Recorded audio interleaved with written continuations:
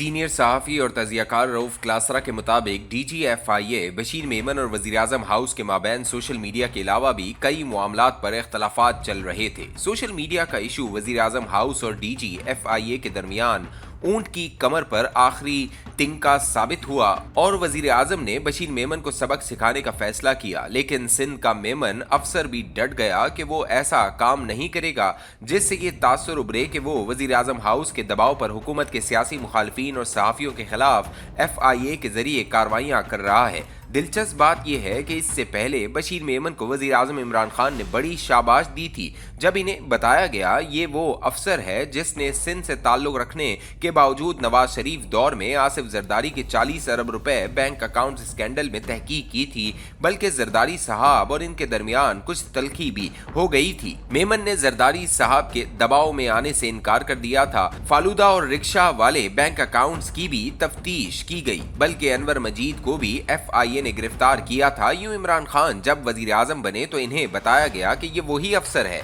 जिसने bank accounts वाले scandal पर बहुत काम किया था। जब बशीर मेमन DG के तौर पर जरदारी साहब के खिलाफ 40 अरब रुपए स्कैंडल की तहकीकात कर रहे थे तो उस वक्त सिंध में पीपल्स पार्टी की हुकूमत थी। यूं बशीर मेमन का यहाँ इस्लामाबाद में तो कुछ नहीं बिगाड़ा जा सकता था क्योंकि नून लीग की हुकूमत थी और उन दिनों आसिफ जरदारी और नवाज शरीफ एक दफा फिर एक दूसरे के खून के प्यासे होने की अदाकारी कर रहे थे। लेकिन सिंध में बशीर मेमन की बहू जो कि डॉक्टर है को तंग करना शुरू कर दिया गया, जो कि सिंधी या देहाती कल्चर में नहीं किया जाता। मर्दों के झगड़ों में खवातीन को नहीं लाया जाता, न ही इस तरह की कार्रवाइयां होती हैं। मगर सिंध हुकूमत वो फार्मूला चला रही थी कि मोहब्बत और जंग में सब जायज है, लिहाजा बशीर मेमन के खानदान को टारगेट किया जा रहा था, लेकिन वो इस दबाव में आने से इनकारी थे। इसलिए जब इमरान खान वजीर आजम बने तो इन्हें बशीर मेमन में एक ऐसा अफसर नजर आया जो जरदारी साहब, गनी मजीद और अनवर गनी को गिरफ्तार कर सकता है। तो फिर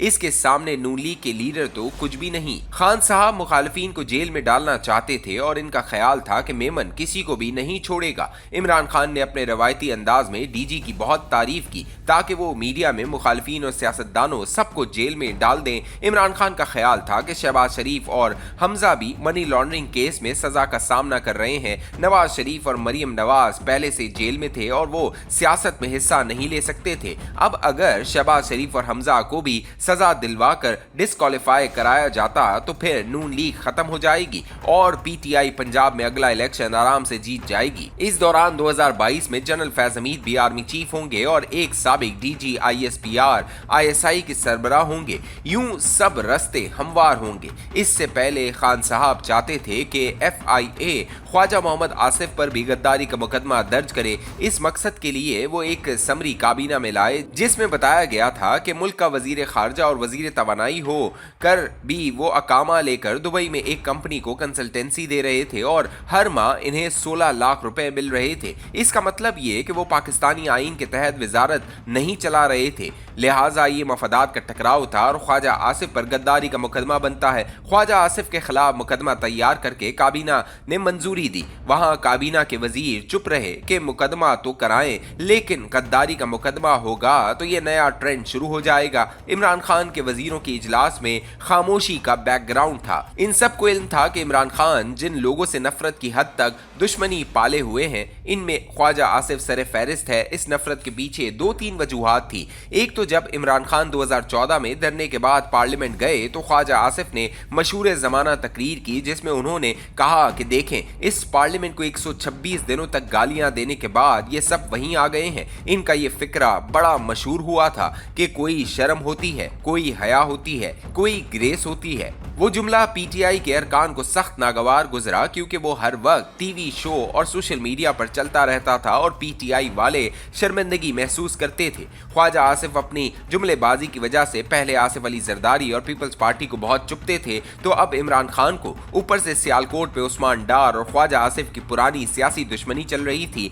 डार इस वक्त इमरान खान के बहुत करीब थे और इन्हें लगता था कि ख्वाजा साहब दानली से जीते हैं। रही सही कसर जनरल बाजवा ने पूरी कर दी जब एक दफा अपोजिशन लीडरों से आर्मी मेस में खुफिया मुलाकात में इलेक्शन में दानली के इशू पर सब के सामने कह दिया कि ख्वाजा आसिफ ने इनसे इलेक्शन वाली रात मदद मांगी थी। इनकी इस बात से ये तासुर फैला कि ख्वाजा आसिफ हार रहे थे और उन्होंने जनरल बाजवा से मदद मांगी और यूं उस्मान डार को हराकर इन्हें जितवाया गया। ख्वाजा आसिफ का कहना था कि इस वक्त इमरान खान को इक्तदार में लाने के लिए अस्करी क़यादत दानली करा रही थी और उन्होंने जनरल बाजवा को फोन किया कि वो इदारों के एहलकारों को रोके। उन्होंने शिकायत लगाई थी, फेवर नहीं मांगी थी। खैर ये बात भी इमरान खान भूल जाते, लेकिन ख्वाजा आसिफ से इनकी असल दुश्मनी उस वक्त पड़ी जब चंद साल पहले ख्वाजा साहब ने दावा किया कि इमरान खान ने कैंसर अस्पताल का चंदा बैरून मुल्क लगा दिया था। वो पैसा डूब गया और ये बात इमरान खान ने छुपाई हुई थी। इस पर ख्वाजा आसिफ और इमरान खान में मुकदमेबाजी भी चल रही थी।